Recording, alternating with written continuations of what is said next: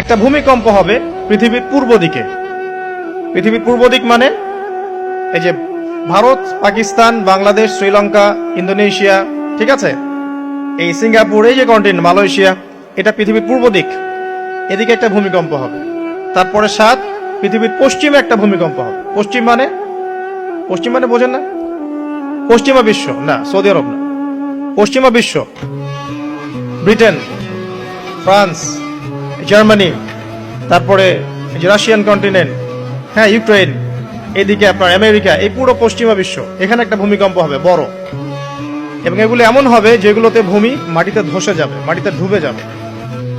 ভূমিকম্প না, ভূমিধস।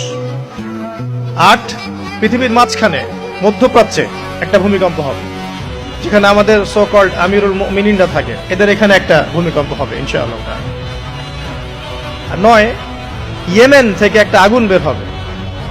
ইয়েমেন থেকে একটা আগুন বের হবে, যে আগুন মানুষকে হাসরের মাঠের দিকে তাড়িয়ে নিয়ে আসবে। আরেকটা বলেছেন 10 নাম্বার, সূর্য উঠবে পশ্চিম দিক থেকে।